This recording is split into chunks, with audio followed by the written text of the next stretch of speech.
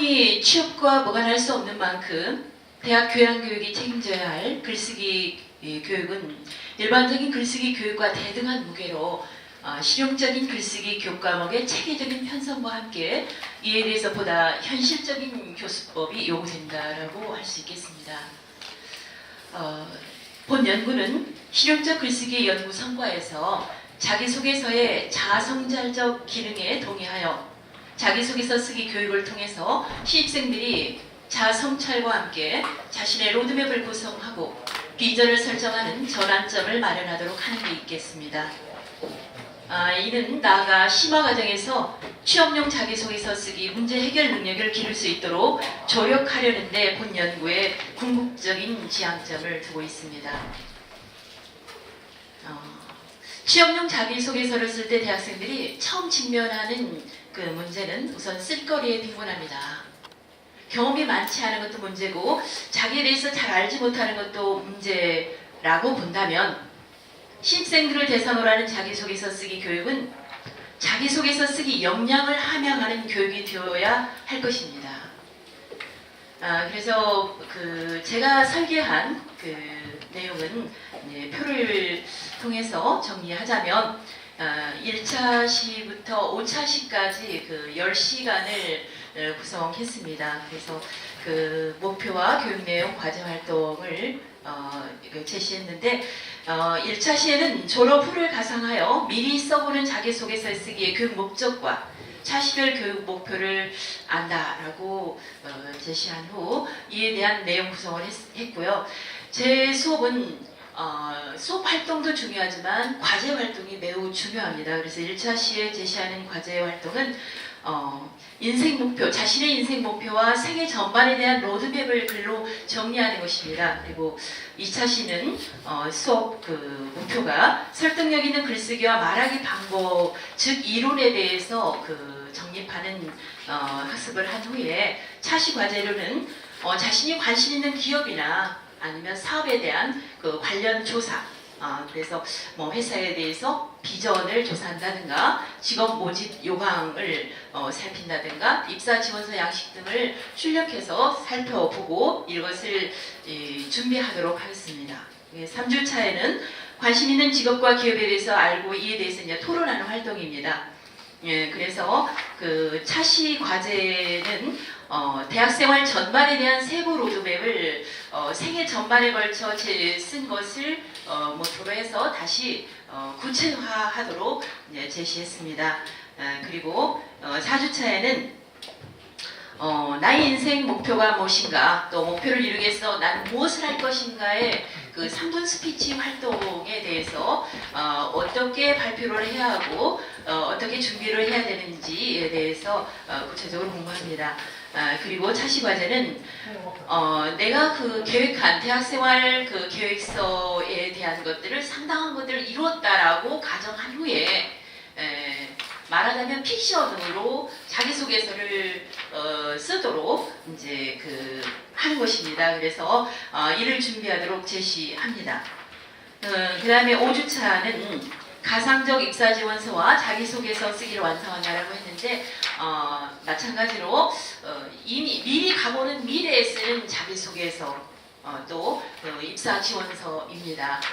그래서 이를 차시 과제로는 전체 학생들에게 이제 글쓰기 과정 속에서 활동 내용으로 과제를 줬던 것을 포트폴리오 방식으로 제출하도록 이제 과제를 냅니다. 그리고 또한 3분 스피치 활동을 하는데 4주차부터 발표를 학생 수 전체 수를 나눠서 전체 15주 수업 속에서 진행을 하고 결국 이제 수업이 종강하는 즈음이 되겠는데요. 3분 스피치를 완료한 후에 그 스피치 활동에 대해서 개인 피드백 자료를 제출하도록 이렇게 구성했습니다.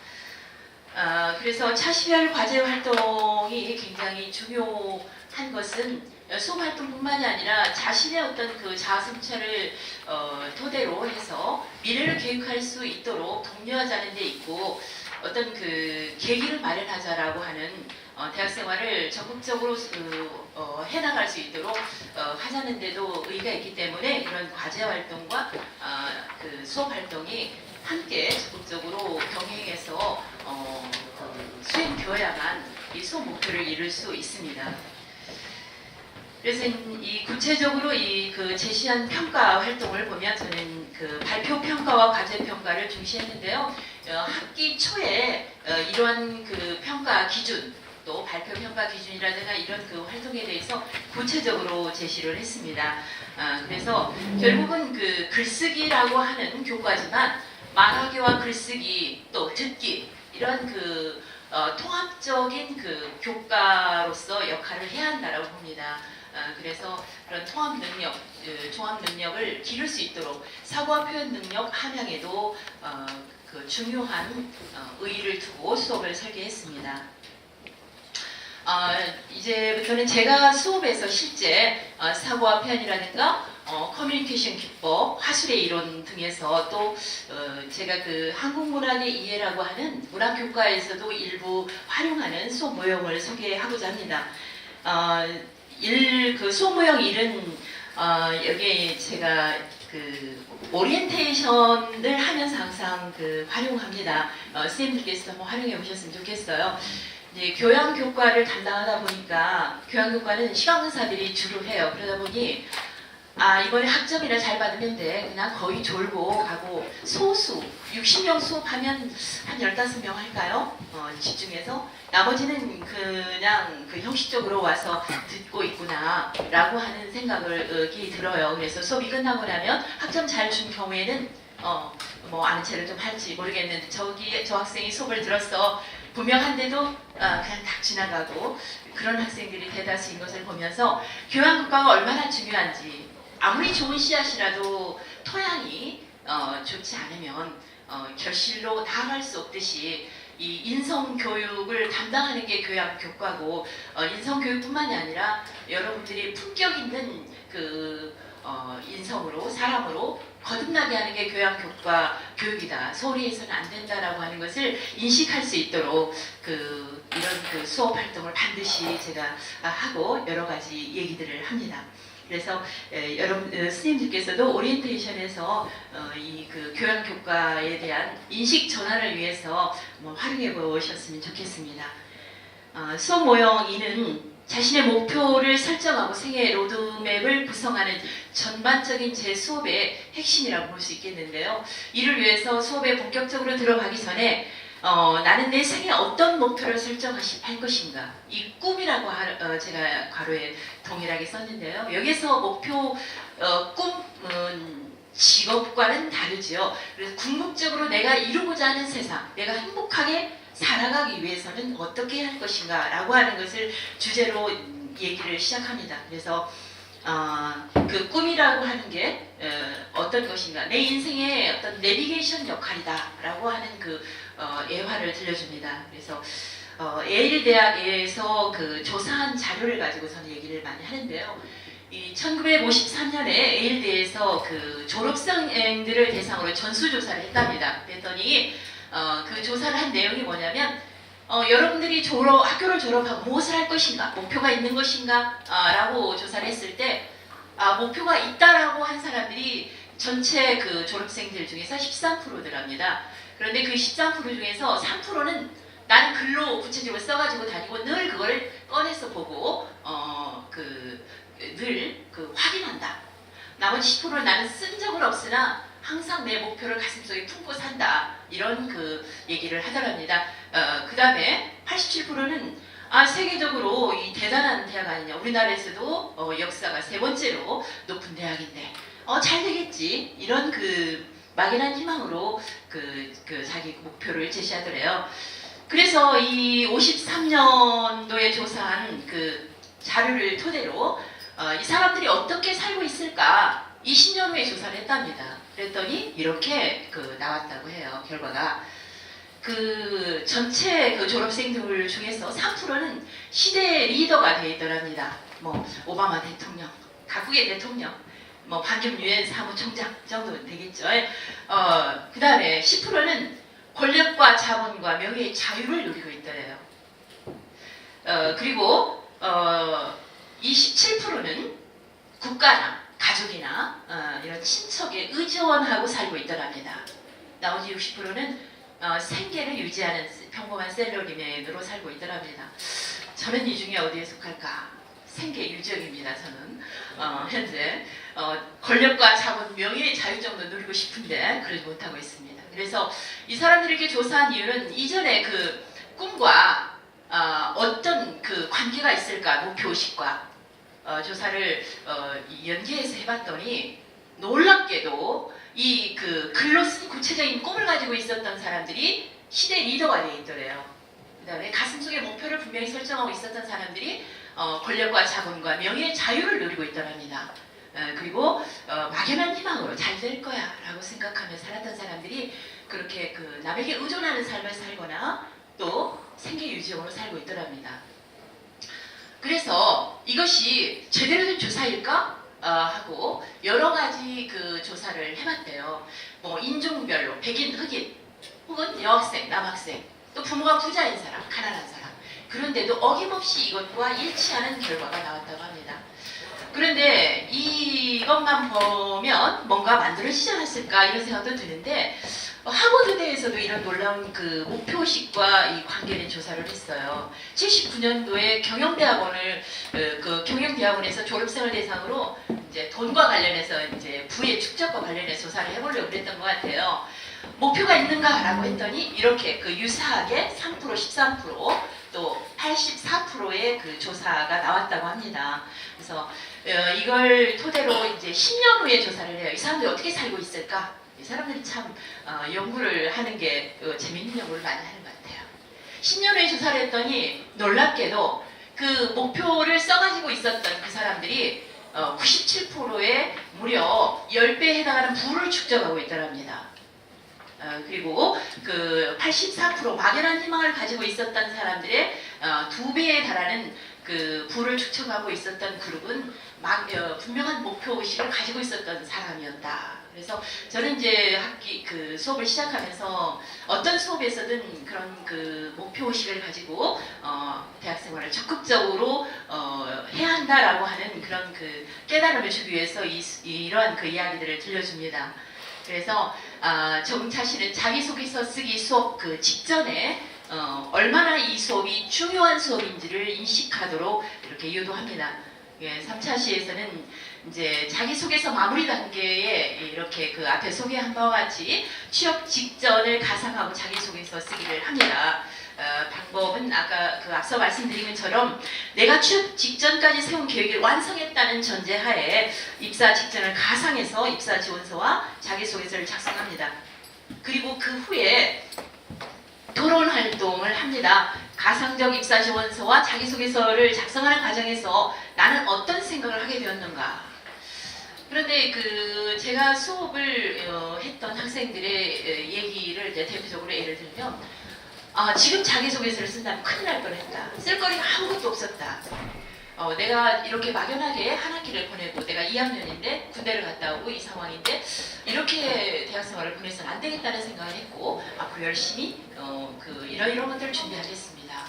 라고 하는 얘기를 많이 합니다. 그리고 가상적 글쓰기라고 하는 점에서는 학생들이 글쓰기에 자기소개 쓰기에 상당한 부담을 줄일 수 있기도 해요. 계획이기 때문에. 그래서 말은 그 유대인의 속담에 보면 입안에 말이 있으면 내가 말을 지배하지만 말이 입 밖으로 나가면 말이 나를 지배한답니다. 그래서 많은 사람들 앞에서 발표를 하고 말을 하고 하면 그러한 그것들이 이루어진다라고 저는 얘기를 많이 하죠. 그래서 우리 역사적으로 얘기하면 얼레꼴레리 하면서 누구랑 누구는 무슨 일을 했대요라고 하면서 이제 결국은 그 꿈이 이루어지는 이야기 보면 자기가 선화공주라고 하는 공주를 좋아해서 그 막히는 소년 선호왕자가 이제 사모하는데 그 꿈을 이루기 위해서 이제 이 사람이 신라로 가서 신라의 그 공주를 찾아가서 공주가 있는 그 곳에서 아이들에게 말을 나눠주면서 이 노래를 좀 불러줘라고 하면서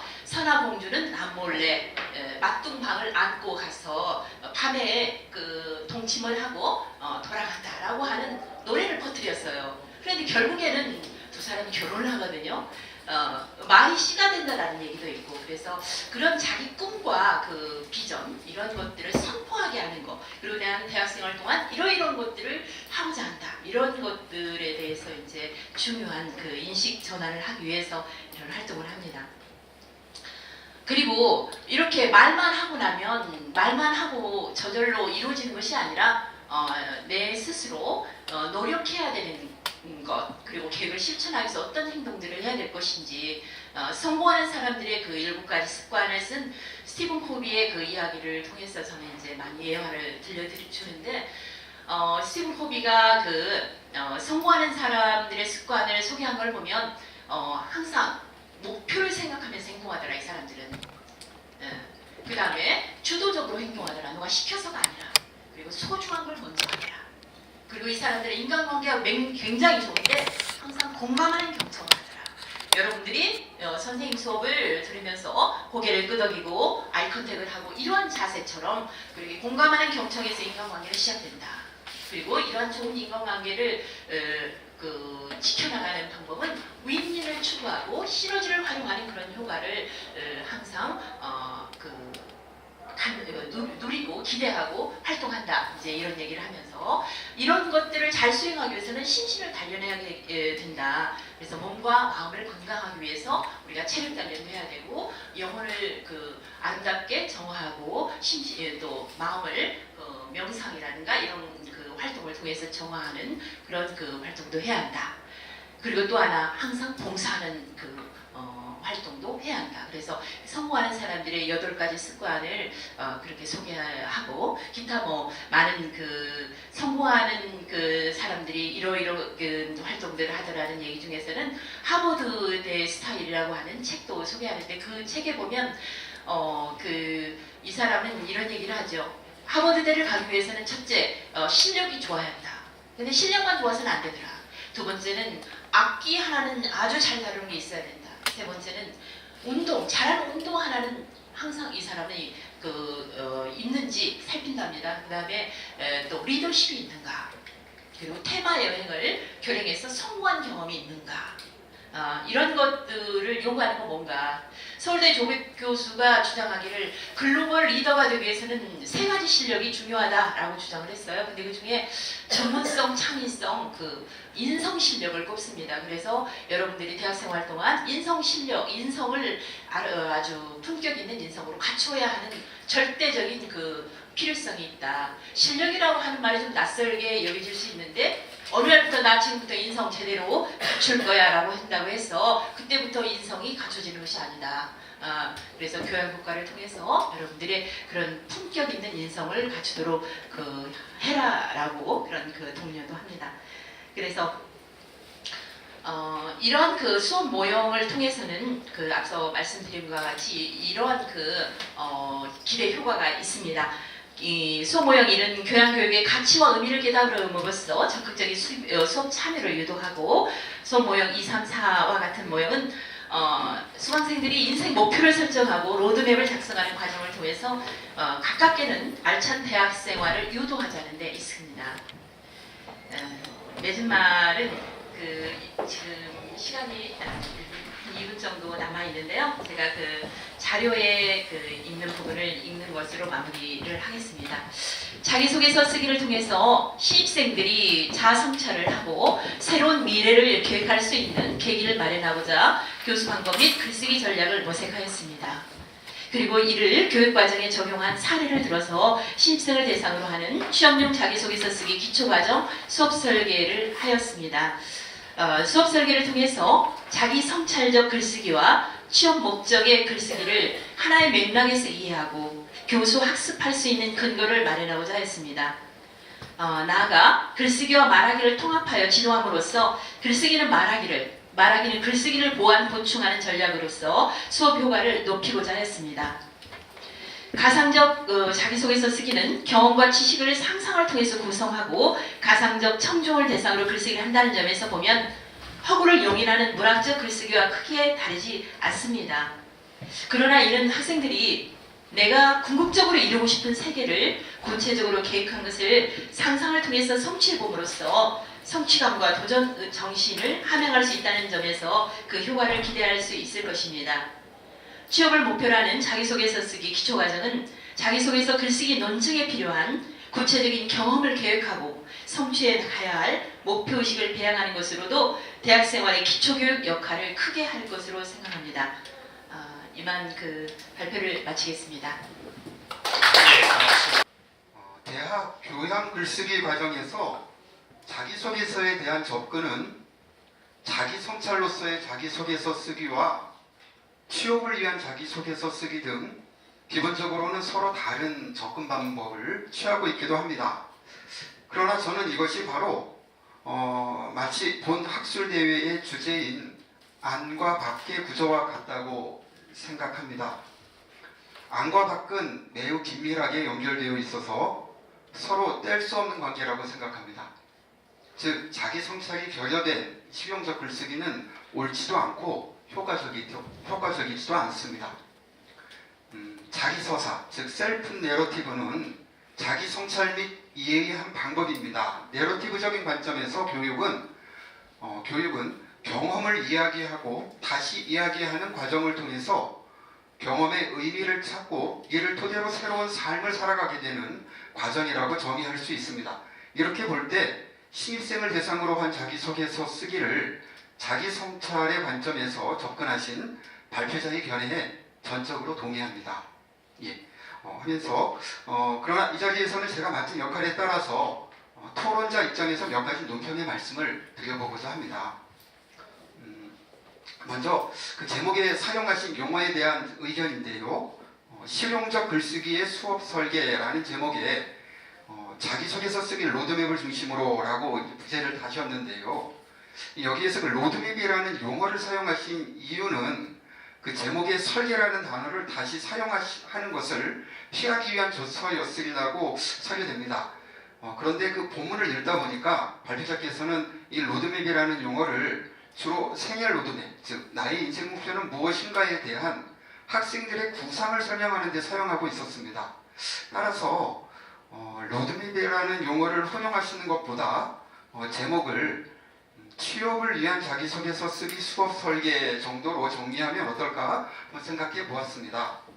비슷한 관점에서 모형이라는 용어도 그 개념을 명확하게 하여 사용할 필요가 있습니다. 모형이라는 용어는 연구 목적을 진술한 문장에서 사용하고 계신데요. 사실 그 발표 논문에서는 그 연구 목적을 진술한 부분에서 연구의 목적이 이렇게 적으셨는데 자기소개서 쓰기 교육을 통해서 신입생들이 자아 성찰과 함께 자신의 로드맵을 구상하고 비전을 설정하는 전환점을 마련하도록 하는 데 있다고 하셨는데요. 이것은 그 연구 목적이라기보다는 그 연구의 의의에 해당한다고 봅니다. 그 연구 목적은 바로 뒤에 밝히신 대로 신입생들을 위한 자기소개서 쓰기에 수업 설계 모형을 제안하는 것이라고 보아야 할 것입니다.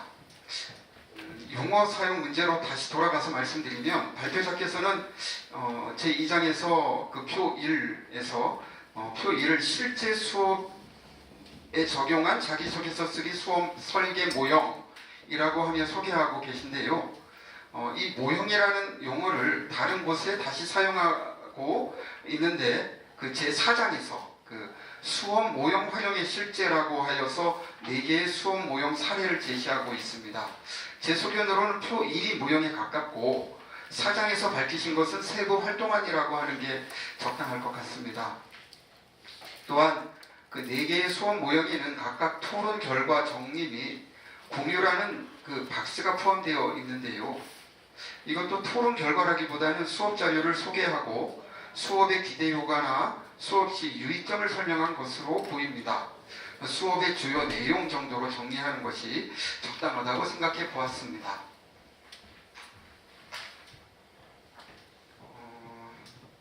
본문의 구성에 대해서 조금 더 말씀드리고자 합니다.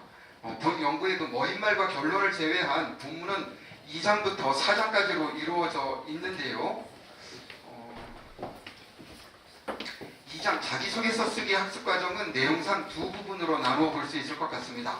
첫 번째 부분은 이제 그 나은미의 조사 결과에 따라서 대학생들이 자기소개서 쓰기 준비 과정에서 힘들었던 이유를 제시하면서 취업 목적의 글쓰기에서 개인의 경험과 자아 성찰 능력을 함양하는 기초 단계를 설정할 필요가 있다는 견해를 밝히셨고요. 두 번째 부분은 이에 따라서 기초과정 교육 활동이 실제로서 자기소개서 쓰기 설계, 수업 설계 모형을 제시하시고 목표와 교육 내용을 중심으로 각 활동의 의의를 설명한 부분입니다. 계속해서 3장은 과제 활동에 따른 교육적 함의라고 하셨는데요. 그 3장 1절은 단계별 과제 활동의 교육적 의의를 부연 설명하셨고 3장 2절은 수업 활동의 평가 내용과 방법을 과제 평가와 발표 평가로 나누어서 설명하였습니다. 4장은 자기소개서 쓰기 수업 설계 모형, 활용 실제로서 4개의 수업 모형, 활동 사례를 소개하셨습니다. 그런데 그 각 장의 제목이 내용을 좀 포괄적으로 설명하고 있지 못하다고 사견했습니다. 각 장의 그 구성도 그 위계가 좀 명확하지 못하다는 생각이 들었습니다. 그래서 저는 그 논문의 구성을 분석, 설계, 개발, 실행, 평가라는 일반적 수업 설계 모형에 따라서 재구성해 보면 어떨까 생각해 보았습니다. 예를 들어서 2장은 요구 분석, 단계별 글쓰기 설계의 필요성, 3장 1절은 수업 설계 및 개발해서 목표와 교육 내용을 중심으로, 그리고 3장 2절은 수업 설계 및 개발, 그래서 과제를 중심으로, 4장은 수업 실행, 세부 계획안을 중심으로, 5장은 수업 평가, 과제 평가 및 발표 평가 등으로 개편한다면 그 구조가 좀 더 명확해질 것이라고 생각해서 제안드려 봅니다. 덧붙여서 본 연구는 발표자가 그 실행한 수업 사례를 중심으로 수업 모형을 제안하는 형식을 띠고 있습니다. 따라서 실제 수업 진행 과정에서 발견된 문제점과 개선 방안을 제시해 주신다면 관심 있는 독자들에게 더욱 도움이 될 것이라고 생각됩니다. 한 가지 그 질문을 하면서 제 논평을 마치고자 합니다. 발표자께서는 그 본문에서 현행 대학 글쓰기 교육에 있어서 무엇보다 시급하게 요구되는 것이 교수자의 그 교수 방법이라는 점에 동의를 하고 계십니다. 저는 본 연구를 검토하면서 글쓰기 수업의 교수 방법에 대해서 다시 한번 생각해 보게 되었는데요. 그 제시하신 수업 설계에 따르면 그 수업 시간에는 주로 글쓰기 이론에 대한 강의가 교수님 중심으로 이루어지고 있습니다. 이것은 표 1에 제시한 교육 목표 및 내용에 대한 그 내용이 대부분 무엇을 안다로 진술되어 있는 것으로 확인할 수 있었습니다. 또 한편 대부분의 실제적인 글쓰기 활동은 과제로 해오도록 그 수업이 설계되어 있습니다. 연구에서는 그 과제 활동이 교육적 의미를 여러 번 강조하셨죠. 그래서 다시 말해서 글쓰기 수업에서는 글쓰기에 대한 이론적 학습을 주로 하고 실제 글쓰기는 집에서 해오는 방식인데요. 저는 최근에 그 주목받고 있는 교수법 중에 하나인 그 플립드 러닝을 제안해 보고 싶습니다. 아시다시피 플립드 러닝은 숙제를 수업 시간에 하고 강의는 집에서 동영상으로 공부하는 거꾸로 수업 방법입니다. 수업 시간에 교수님이나 동료 학생들과 상호작용을 하면서 글쓰기 활동을 할 수 있는 시간을 확보한다면 수업이 더욱 효율적이고 매력적으로 이루어질 수 있을 거라는 생각을 해보았습니다. 이 점에 대한 발표자님의 견해를 말씀해 주시면 감사하겠습니다. 이것으로 제 논평을 가름하고자 합니다. 다시 말씀드리지만 본 토론을 준비하면서 개인적으로 많은 것을 공부하고 배울 수 있었음에 감사를 드립니다. 여러 말씀 교수님 감사합니다. 제가 논문 발표 준비를 하면서 보니까 교수님 말씀하신 것처럼 그 목차 내용 구성이 좀 일관성 있는 구성을 해야겠다는 생각을 했고 용어 정의도 다시 필요하다는 것을 저 스스로도 인지하고 정리가 필요하다고 생각하고 있습니다. 감사합니다. 말씀 참고해서 잘 보완하도록 하겠습니다. 그리고 교수님께서 질문하신 그 내용에 대해서 답변 드리겠습니다. 제가 그 수업 과정에서 토론 토의 활동이라든지 이런 부분을 놓치고 있었던 건 아닌데 글쓰기 수행의 어떤 특징상 자아 성찰을 중심으로 하다 보니까 모여서 그 자기 어떤 로드맵을 자기 어떤 생애 설계를 하거나 대학생활 설계를 하기에는 조금 무리가 있지 않을까. 그래서 내면의 자아와 마주하고 대화하는 그런 시간이 필요하다고 저는 생각했어요. 그래서 그러한 과제 활동을 했고 반드시 제가 번거롭지만 피드백을 하는, 그래서 여기에서 구체적으로 발표장에서 그 말씀을 드리지 않았는데 마지막에도 그 전체 전체를 저에게 그 포트폴리오 방식으로 과제를 제출한 후에 그 과제에 대해서 피드백을 하는 그런 활동을 했습니다. 그래서 글쓰기의 일반적인 어떤 문제점에 대해서도 학생들을 개인별로 그 날짜별로 이렇게 그 정해서 제가 지도를 하려고 했습니다. 여러 가지로 거친 제안이고 제 나름대로 이제 선생님 교수님께서 말씀하신 것처럼 그런 그 문제점이라든가 이런 또 어떤 개선 방안 이런 것들을 구현해서 좋은 논문으로 완성해 보도록 하겠습니다.